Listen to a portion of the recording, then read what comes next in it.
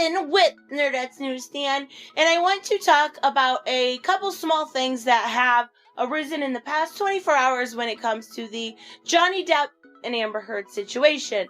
Now, these are not near as important as the stuff we saw yesterday with the Harvey Weinstein and Roberta Kaplan connection. But still, I think it's important to talk about when things are getting erased, things are getting changed, and we can show perfect examples of why Amber Heard is a pathological liar. So first, let's talk about her social media. Now, I did not discover this myself. I would have not even known, to be honest with you, if it wasn't for you guys in the comment section. So, thank you very much for bringing this to my attention. Now, Amber Heard, as far as her Twitter goes, has remained basically stagnant. She hasn't posted anything in just about a month here. So, basically the last thing she said was, fake advocacy, word salad, I don't care. Now, if you remember the other day, I talked about Amber Heard was basically erasing real survivors' stories that they were putting in her comment section. People are getting sick of this being trivialized and women being able to take, what did somebody call it in my comment section? I think it was a pussy pass. Yeah, that's what this has become. So, she has completely shut off her comment section.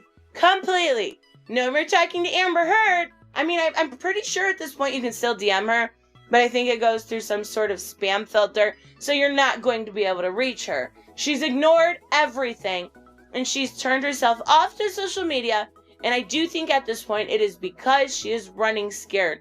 She is seeing the outcry. She is seeing the possibility of losing L'Oreal, of losing her ridiculous, just most ridiculous stance with the UN. And not only that, but Aquaman 2. I mean, those are big paychecks for her, let's be real.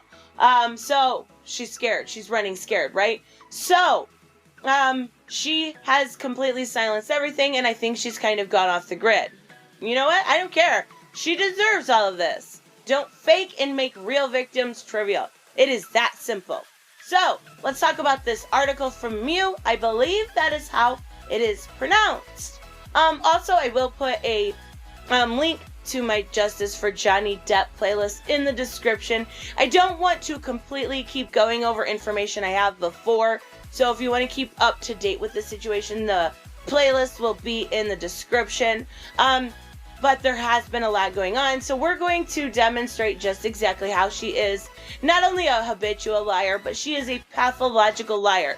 And that is apparent, like at least I think from meeting one, when I was in high school, I went to high school with this guy that literally every other day was like, oh, I got a Mustang today. And the next day would be like, I got this. And then he'd be like, I got in a fight and I beat up 7 dudes. Like, no, you didn't. No, you didn't. But sure, I'll just nod my head and smile, right? So that's kind of, I think, what people did with Amber. I think that's kind of how she's grown up, being a pathological liar. So, what exactly, there is a huge difference between white lies that you tell maybe your spouse because you don't want to hurt their feelings, and that dress really does make them look a little chubby. But there's a huge difference between that and pathological lying. So basically what pathological lying is, you know what, I won't even tell you myself. Okay, Google, what is a pathological liar? According to Mayo Clinic, pathological lying, the compulsive urge to lie about matters big and small, regardless of the situation. Okay, so that's the basic definition, right? And not only that, but a pathological liar basically is a chronic behavior, compulsive, habitual lying. Usually when it comes to pathological liars, they tend to tell lies to be geared at gaining something, right? It could be admiration, attention, sympathy, acceptance. There is a lot of things that people pathologically lie for. It's usually, when you boil it down to brass tacks, 99% of the time, it is for attention.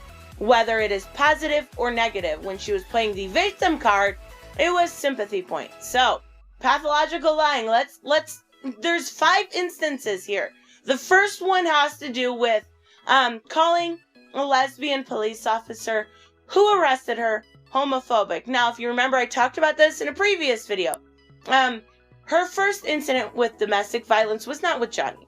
It was with her ex before that, Tassia Van Ree, and I apologize if I say that name incorrectly, but she was arrested for this in 2009. So the history is there. Well, when the media found out about this, she lied about it under oath. Not only that, but when the media found out about it, she basically said that the reason why she was charged with domestic violence, and then claimed that the police officers were homophobic and misogynistic. Now, let's talk about the police officer involved.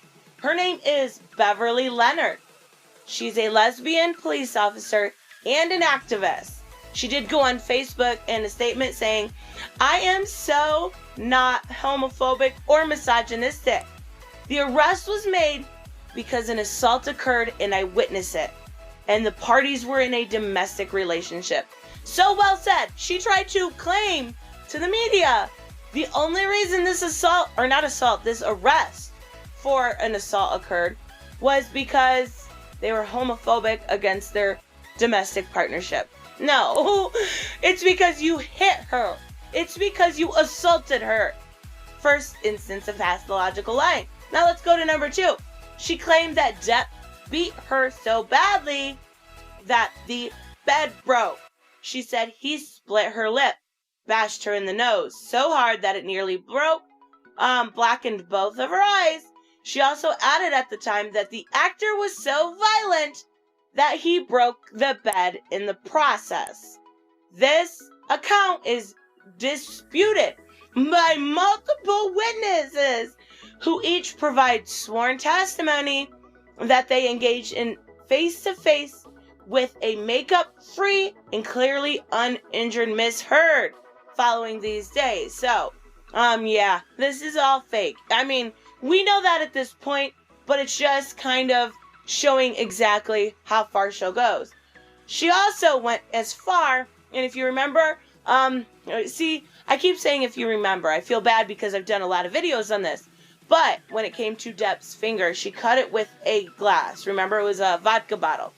So, she suggested that not only did she not do that he did it himself.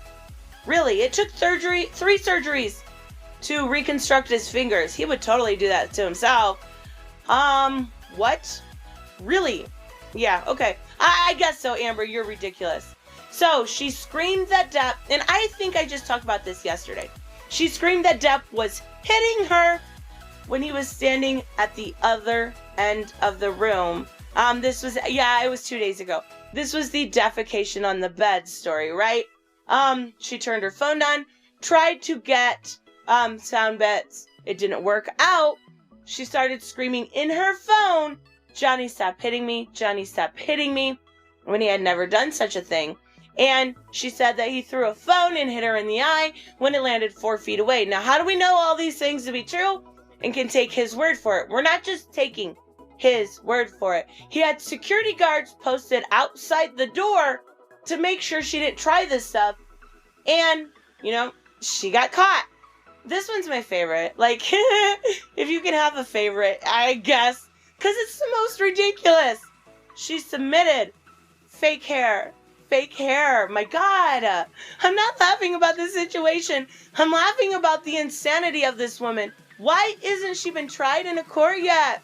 Anyways, she submitted fake hair to the court. So, on December 16, 2015, Heard was summoned for the former estate manager Kevin Murphy to the penthouse, claiming that Depp had assaulted her, pulled clumps of hair out in the process. So she took these clumps of hair, right? She took them. The hair clumps do not resemble each other, as Murphy testified in his declaration. She took fake clumps, took pictures of them, then submitted them to court, and expected people to believe that. Like, this girl, the more and more I do research on this, the more and more I look into this. I can't believe she's made it. I think she's my age. I think she's 32 or 33. So the more and more I look into this, I'm like, how did she make it this far? Like, Darwinism is a thing, so how did she make it this far? Anyways, let me know what you guys think about this. And I will have a comic book review up later on today, and I will see you in the next one. Bye-bye. Hey guys, I want to give a huge shout out to my Subscribe Star and Patreons. You guys literally make this channel possible. Black Knight Fool, Brucey, Chris C, Dave Ross, David L, Jeffrey Allen Carnes, Sanjuro, Jeremy Burtz, Joe Bustify, Kato Round, Magical Exotic Diamonds, Mighty Pauls, Mike Buckner, Robert, Steve Glasker, Timothy French, Ala's Matt Films, Alexander Trapp, Way Else One, and Troy Reiser. You guys are absolutely amazing, and I want to say thank you to each and every one of you. Don't forget to subscribe and like on the way out, and I will see you in the next one. Bye-bye.